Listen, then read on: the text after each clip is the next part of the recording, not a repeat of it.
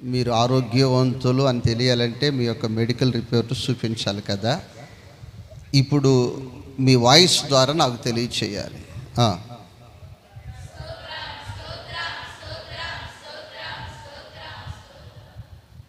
హల్లెలూయా.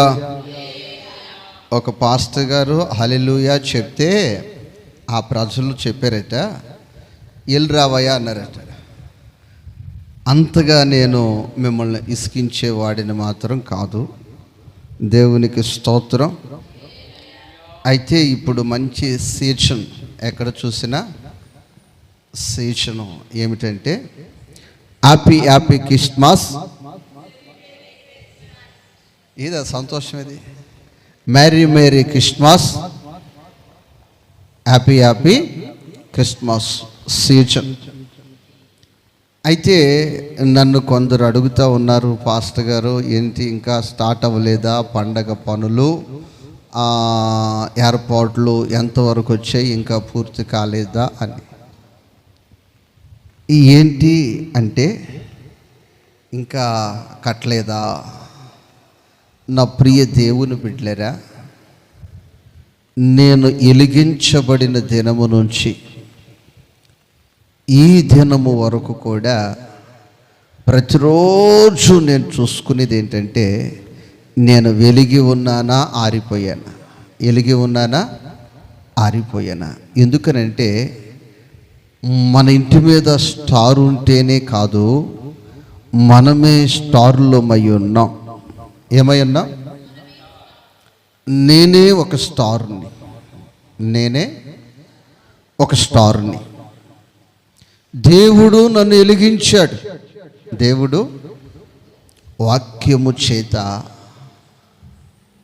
పరిశుద్ధాత్మ చేత నేను వెలిగించబడ్డాను. ఒక డిసెంబరు మాత్రమే కాదు, జనవరి మాత్రమే కాదు, ఆ తరువాత ఆరిపోయేది కాదు. నా ప్రభు వెలిగించిన దీపము సుడిగాలి, తుఫాను, పెనుగాలులకు అది కొట్టుకొని చినిగిపోయి పడిపోయేది కాదు.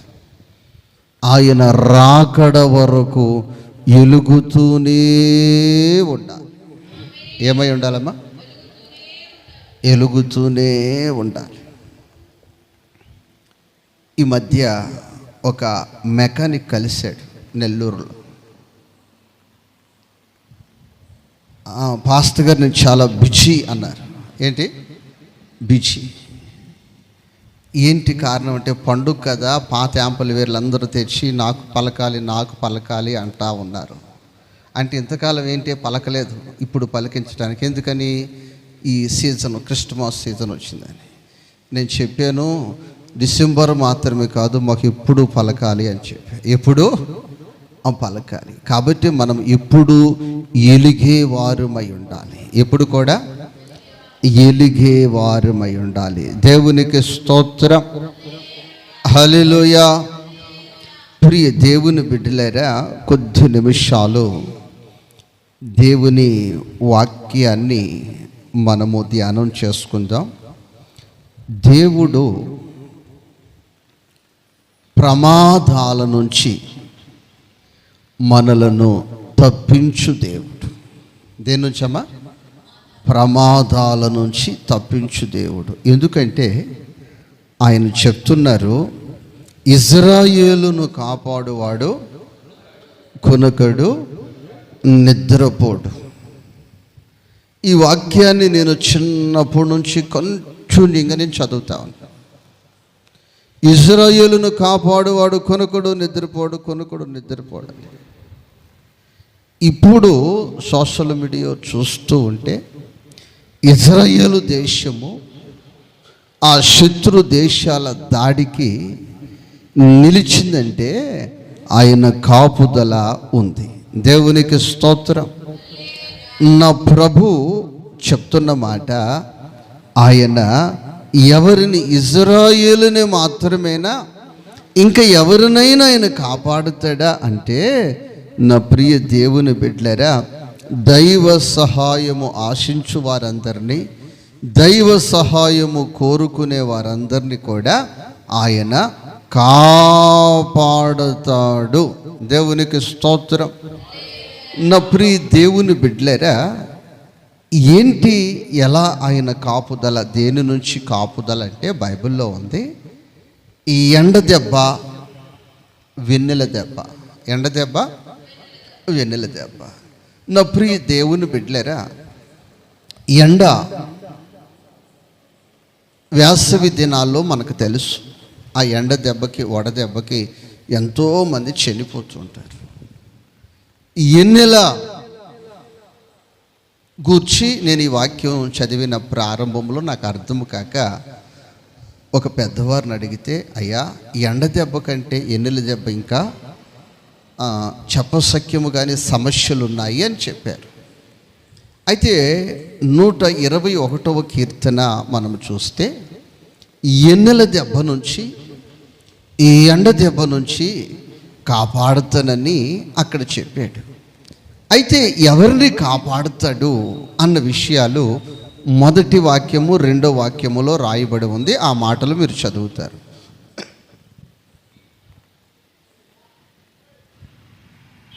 మొదటి వాక్యము రెండు వాక్యం 121వ కీర్తన. కొండల తట్టు నా కన్నులెత్తుచున్నాను, నాకు సహాయము ఎక్కడి నుండి వచ్చును? యెహోవా వలనే నాకు సహాయము కలుగును. ఆయన భూమి ఆకాశములను సృజించి, యెహోవా వలన నాకు సహాయము కలుగును. మన ఎదుట చాలామంది మనకు కనిపిస్తూ ఉంటారు. చాలామంది కనిపిస్తూ ఉంటారు. వారి పరిచయ ప్రారంభములో మనకు అనిపిస్తుంది, నాకేదైనా సహాయము అవసరమైతే ఈ స్నేహితుడు లేక ఈ స్నేహితురాలు లేకపోతే ఈ బంధువు లేకపోతే ఈ మిత్రుడు నాకు సహాయపడతారు కదా అని మన జీవితంలో ఆశ పుడుతుంది. ఏం పుడుతుందమ్మా? ఆశ పుడుతుంది. కానీ నా ప్రియ దేవుని బిడ్డ, కానీ నా ప్రియ సహోదరి సహోదరుడా, కానీ అవసరం వచ్చినప్పుడు ఆ మిత్రుడే కావచ్చు, ఆ బంధువే కావచ్చు, ఆ స్నేహితుడే కావచ్చు, ఆ సహోదరుడే కావచ్చు, సహాయము అందించలేని స్థితిలో ఉంటాడు. నా దేవుని వాక్యము చెప్తుంది, ఎవరైతే ఆయన సహాయం ఆశిస్తారో, ఎవరైతే ఆయన సహాయాన్ని కోరుకుంటారో వారందరినీ కూడా ఆయన రాత్రి పగలు కూడా ఆయన ఏ విధమైన అపాయము తగలకుండా నేను కాపాడుతాను అని చెప్తూ ఉన్నారు. దేవునికి స్తోత్రము, హల్లెలూయా.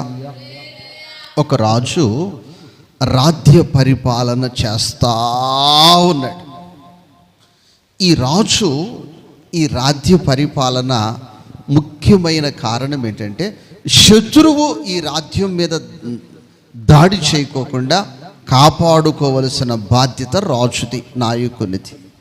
ఇక ప్రజలు తింటున్నారా, త్రాగుతున్నారా, రేట్లు పెరిగాయా, పంటలు పండుతున్నాయా, రేషన్ అందుతుందా లేదంటే ఇది తర్వాత సంగతి. ముందు శత్రువుల నుంచి దేశాన్ని రక్షించుకోవాలి. రాజు బాధ్యత, నాయకుని బాధ్యత. అయితే ఒక శత్రువు ఆ దేశం మీదకి నేను వస్తాను, ఎవడు నాకు ఎదురు నిలబడతాడో రండి అంటే రాజులో ధైర్యం చచ్చిపోయింది. ఏం చచ్చిపోయిందమ్మా? మనిషి బ్రతుకున్నాడు కానీ అందులో ఉండవలసిన ధైర్యం చచ్చిపోయింది. చచ్చిపోయిన తర్వాత నా ప్రియ దేవుని బిడ్డ, నా ప్రియ సహోదరి సహోదరుడా, యువరాజు ఉన్నాడు. మా నాన్న తర్వాత నేనే మంచి హుషారుగా ఉన్నాడు, నేనే రాజునని. ఆ వ్యక్తిలో కూడా పూర్తిగా ధైర్యం చచ్చిపోయాడు. ఒక వ్యక్తి వచ్చాడు. నేను యుద్ధము చేస్తాను, సున్నతి లేని ఈ ఫిలిష్తీయుడి నుండి సున్నతి పొందిన, రక్షణ పొందిన దేవుని సొత్తైన ప్రజలను నేను రక్షించుకుంటాను. యెహోవా నామము పేరిట నేను వెళ్ళి నేను యుద్ధము చేస్తాను. దేవునికి స్తోత్రం అని వెళ్ళి యుద్ధం చేశాడు. దేవునికి స్తోత్రం. విజయం పొందాడు. ఏం పొందాడమ్మా? విజయం పొందాడు. విజయం పొందిన తరువాత ఇక చూసిన వారందరూ ఈ విషయము దేశమంతటా వ్యాపించేసింది. ఆ వ్యక్తి యుద్ధము చేశాడు, విజయం పొందాడు. యుద్ధం చేశాడు, విజయం పొందాడు. రాజు చేయలేకపోయాడు. ఇది అందరూ చెప్పుకుంటున్నారు. ప్రతి పట్టణములో, ప్రతి మండలములో, ప్రతి జిల్లాలో, ఆ దేశమంతటా, రాష్ట్రమంతటా చెప్పుకుంటూ ఉన్నారు. జరిగిందే చెప్పుకుంటున్నారు. నా ప్రియ దేవుని బిడ్డలారా, ఆ వ్యక్తికి కుళ్ళు వచ్చేసింది. ఏమొచ్చేసిందమ్మా? కుళ్ళు కుళ్ళు కుళ్ళు కుళ్ళు కుళ్ళు. అతని మనస్సు కుళ్ళిపోయింది, అతని బుద్ధి కుళ్ళిపోయింది, అతని హృదయం కుళ్ళిపోయింది. ఇక కుళ్ళిపోయిన స్థలములో నుంచి మంచిది వస్తామా? కుళ్ళిపోయిన స్థలములో నుంచి ఏదైనా మంచిది వస్తుందా? మంచిది వస్తుందా? ఈ యుద్ధము చేసిన వ్యక్తి మాత్రం సుబుద్ధి కలిగి ఉన్నాడు. దేవునికి స్తోత్రం. ఏ బుద్ధమ్మా? కుళ్ళు బుద్ధి కాదు, అసూయ కాదు, మత్సరం కాదు, సుబుద్ధి. దేవునికి స్తోత్రం చెప్పాలి. మంచి మనస్సు కలిగి ఉన్నాడు, మంచి ఆలోచన కలిగి ఉన్నాడు. ఈ వ్యక్తి మనస్సు కుళ్ళిపోయింది.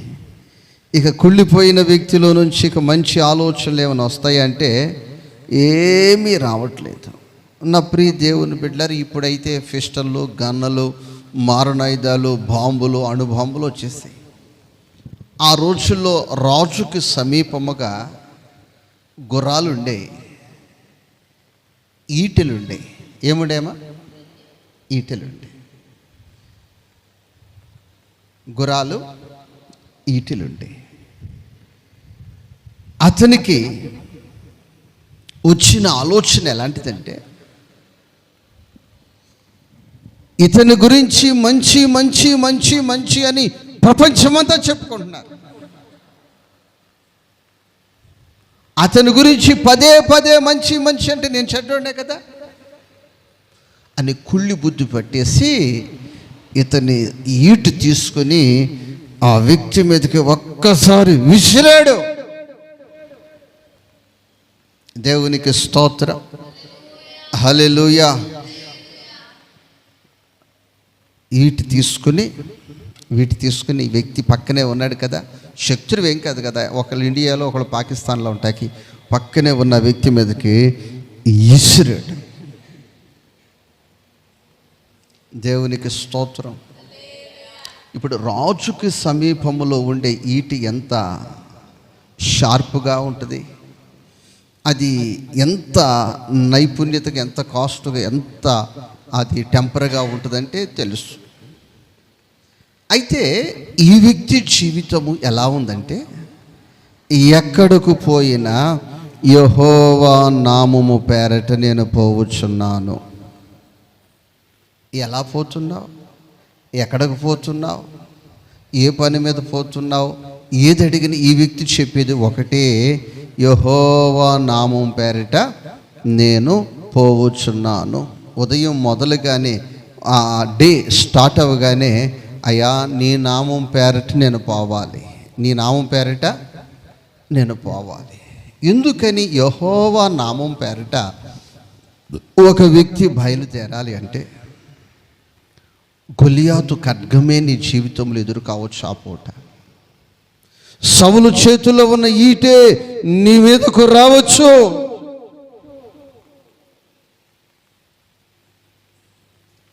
యెహోవా నామము పేరిట నీ జీవితంలో ఆ యొక్క దినమును నువ్వు ప్రారంభిస్తే, దేవునికి స్తోత్రం. నా ప్రభు అంటున్నాడు, అది గొలియాతు చేతిలో ఖడ్గము కావచ్చు, సౌలు చేతిలో ఈటి కావచ్చు, నీకు తగలకుండా నేను కాపాడతాను. హల్లెలూయా. నా ప్రియ దేవుని బిడ్డ, ఒక ప్రాంతంలో ఒక మనస్సు చెడిపోయిన వ్యక్తి. ఎవరమ్మా? మనస్సు చెడిపోయిన వ్యక్తి. ఇక మనస్సు చెడిపోయిన వ్యక్తికి ఏంటి? మంచి ఆలోచన, మంచి ఉద్దేశం కాదు కదా. ఒక సహోదరి త్రోవలో వెళ్తూ ఉంటే ఆ సహోదరిని కాల్చివేయాలని తలపు వచ్చేసింది. కాల్ చేసాడు. ఏం చేసాడమ్మా? కాల్ చేసాడు.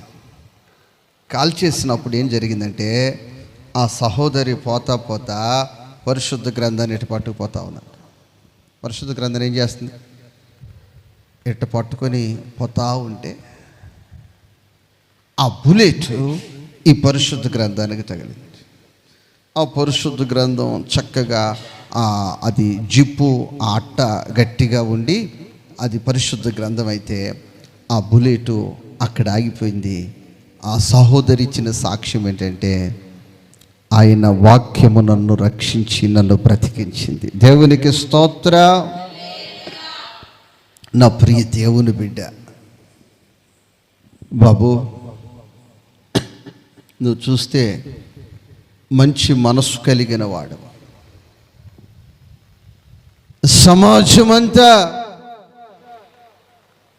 ఇటువైపు శత్రువులు కావచ్చు, అటువైపు మిత్రులే కావచ్చు.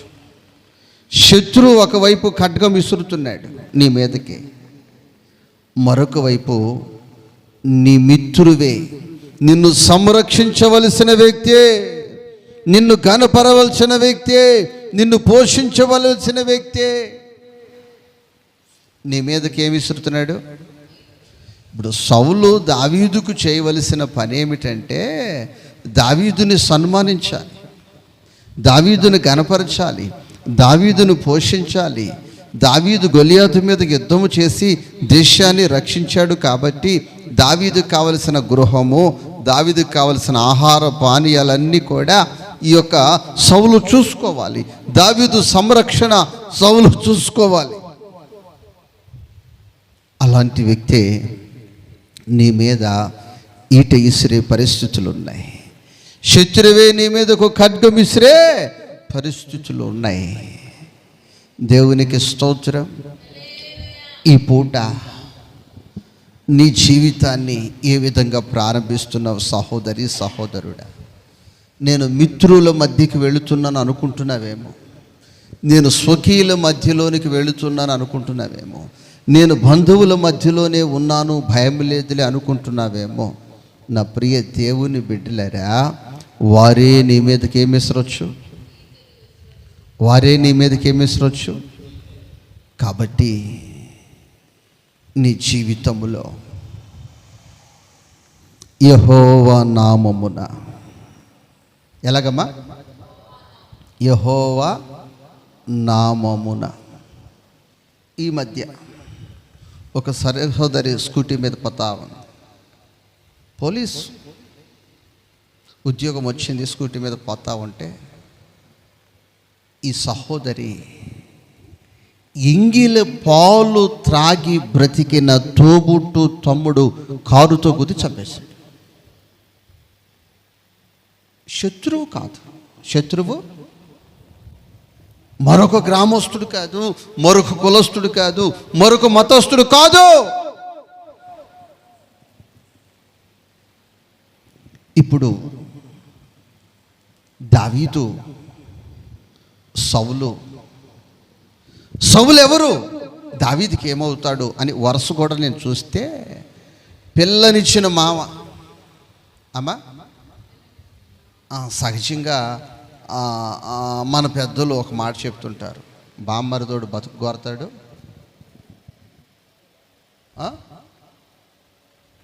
తర్వాత ఇంకోటి ఏదో అంటారు, దానికి రివర్స్లో ఇది.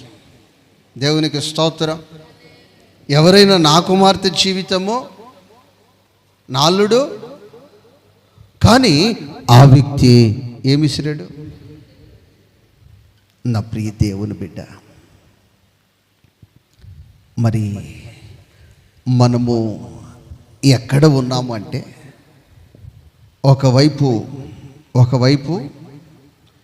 ఈటెలు ఇసిరేవారు ఉన్నారు, ఒకవైపు కత్తె అంటే ఖడ్గం ఇసిరి నీ మాంసము ఈ పూట ఆకాశ పక్షులకు ఆహారముగా ఇసురుతానని శత్రువు అంటున్నాడు. అక్కడ నీ జీవితం ఈ పూట ఉంది. అలాంటి వారి మధ్యలో బ్రతుకుతున్నాం, అలాంటి వారి మధ్యలో నిలిచి ఉన్నాం. అలాంటి వారితో కలిసి మనము సహజీవనము చేస్తూ ముందుకు వెళుతున్నాం. దుష్టులంతా ఒకటైనా దుష్ట సైన్యములెదురైనా,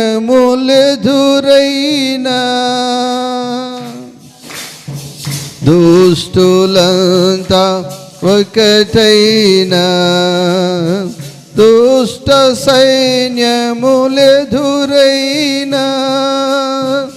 అజయుడేసుని చేరెదను, విజయ గీతము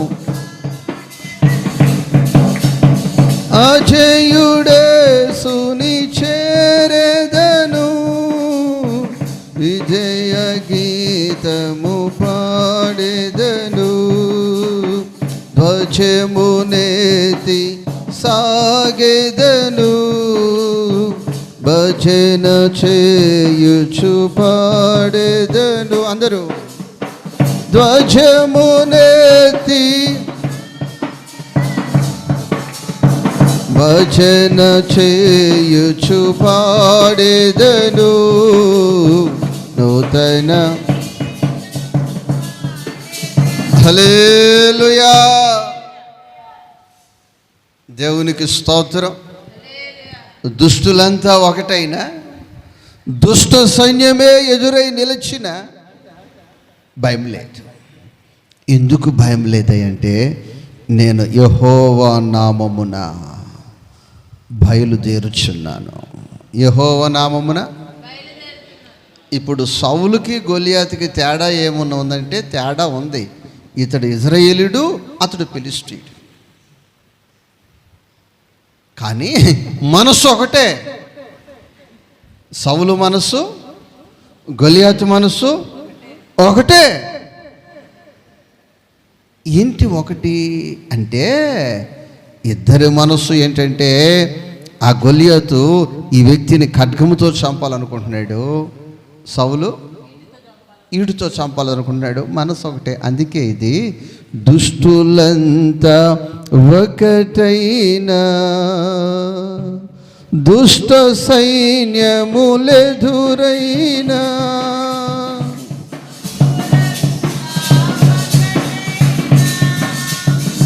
దుష్ట సైన్యములెదురైనా అజయుడేసుని చేరెదను, విజయ గీతము పాడెదను,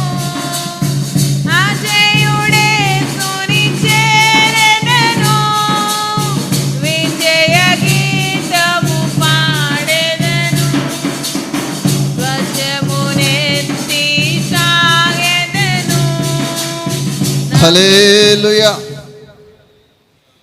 నాకు చిన్నప్పుడు ఒక స్నేహితుడు ఉండేవాడు. ఆ స్నేహితుడు నేను రోజు కలబడి కొట్టుకునేవాడు. ఏం చేసేవాళ్ళం? రోజు కలబడి కొట్టుకునేవాడు. మొన్న ఒక రోజు ఫోన్ చేస్తే నా పక్కన తిరుమతి ఫాస్ట్ గారు ఉన్నారు. నేను కారు డ్రైవింగ్ చేస్తూ ఉంటే ఆ ఇంజుమూరికి వెళ్తూ ఉంటే అక్కడ వాగు ప్రవహిస్తూ ఉందని చెప్తూ ఉన్నారు. రివర్స్ చేసే టెన్షన్ ఉంటే తిరుమతి ఫాస్ట్ గారు ఎత్తి, ఎవరు బాబు అన్నాడు. ఇదిగో మన ఇద్దరు రోజు కొట్టుకునే వాళ్ళని చిన్నప్పుడు నీకు గుర్తులేదా అన్నాడు. అయ్యా మీరిద్దరు కొట్టుకునే వాళ్ళు అంటయ్యా. అడ్రస్ ఏం చెప్పాడు?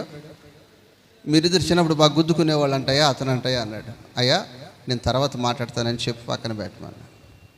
మేమిద్దరం రోజు గుద్దుకుంటుంటే వాళ్ళ తమ్ముడు వచ్చి ఏమన్నాడు తెలుసా? మాకు పొలము 2 ఎకరాలు ఉంది. నువ్వు కానీ మా అన్నను కానీ చంపేస్తే నేను 2 ఎకరాలు రైతును అవుతాను. మా అన్న నువ్వు కొట్టలేకపోతే నాకు వచ్చేది ఎకరమే అని కూడా వాళ్ళ తమ్ముడు. అర్థమైందా మీకేమన్నా? దేవునికి స్తోత్రం. నా ప్రియ సహోదరి, నా ప్రియ సహోదరుడా, దేవుని చేత నియమించబడిన వాడు సౌలు, సున్నతి లేనివాడు గొల్యాతు. ఇప్పుడు గొల్యాతు మనస్సు దేవుని బిడ్డగా చెప్పుకుంటున్న ఈ వ్యక్తి మనస్సు కలిసిపోయింది. ఇద్దరి మనస్సు ఒకటే. ఇతని చేతిలో ఈటు ఉంది, అతని చేతిలో ఖడ్గం ఉంది. ఆ ఖడ్గముతో దావీదును చంపాలని గొల్యాతు అనుకుంటున్నాడు, ఈటుతో చంపాలని సౌలు అనుకుంటున్నాడు. నా దేవుని ఏమనుకుంటున్నాడు? దేవునికి స్తోత్రం. హల్లెలూయా. నా దేవుడు ఏమనుకుంటున్నాడు? దేవునికి స్తోత్రం. ఇతని బుద్ధి చెడిపోయిన బుద్ధి కాదు, ఇతని మనసు చెడిపోయిన మనసు కాదు. ఇతని హృదయములో అసూయ లేదు గనుక, ఇతడు సుబుద్ధి గలవాడు గనుక ఇతనిని నేను రాజుగా చూడాలి. ఎలా చూడాలి?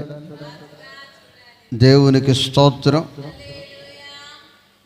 1 సమూయేలు గ్రంథము 18 అధ్యాయము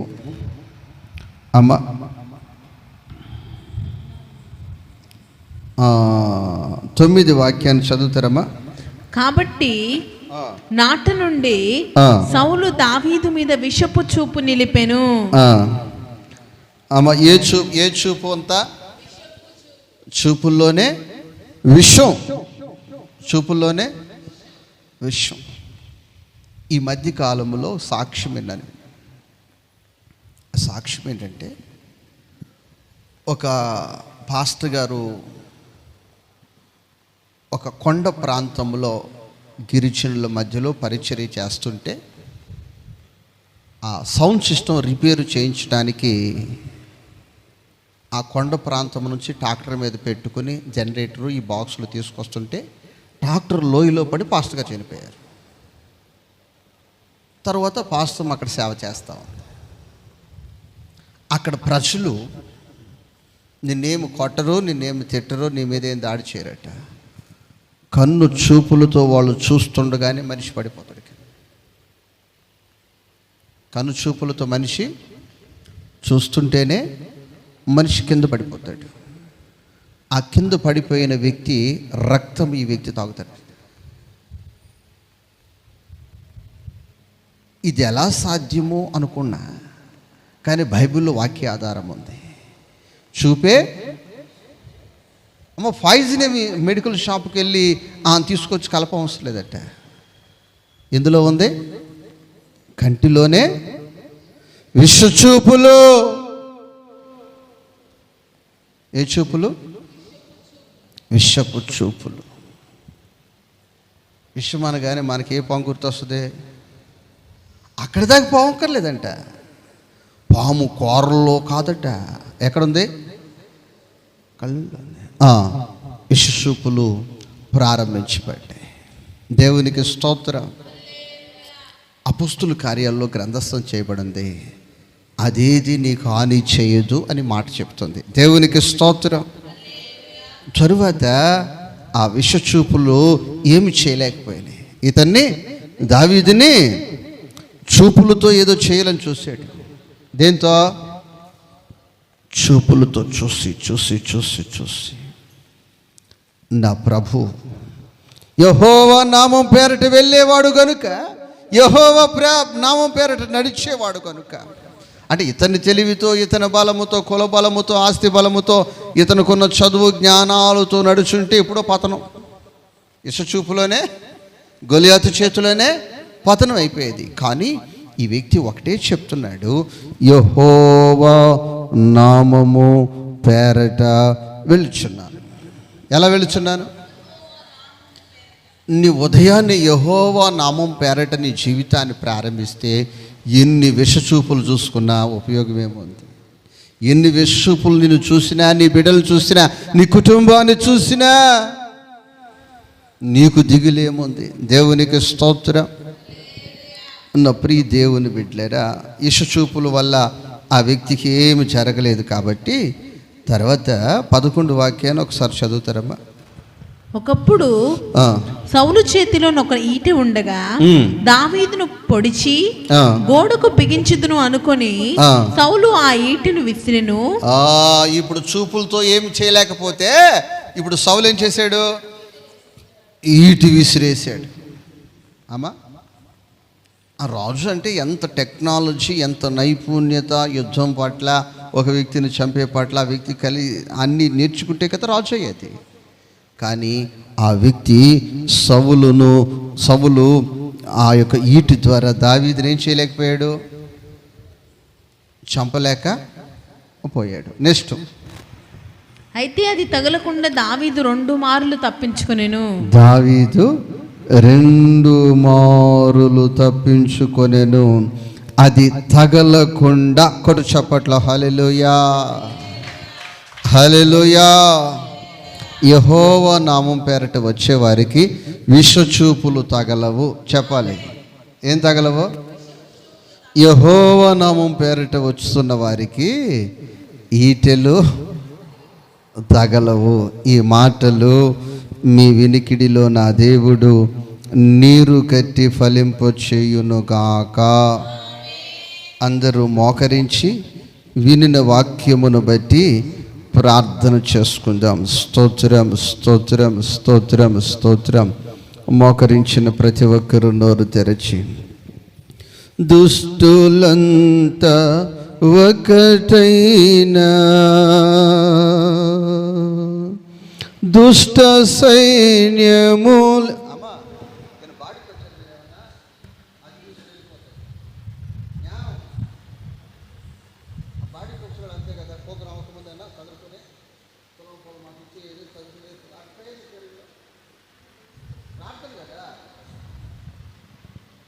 దుష్టులంతా ఒకటైన కళ్ళు మీనందరూ దుష్ట సైన్యములెదురైనా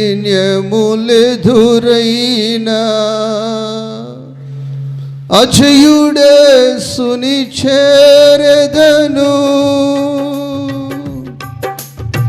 విజయ గీతము పాడెదను, అజయుడేసుని చేరెదను. విజయ గీతము పాడెదను, భజము చేతి పాగెదను.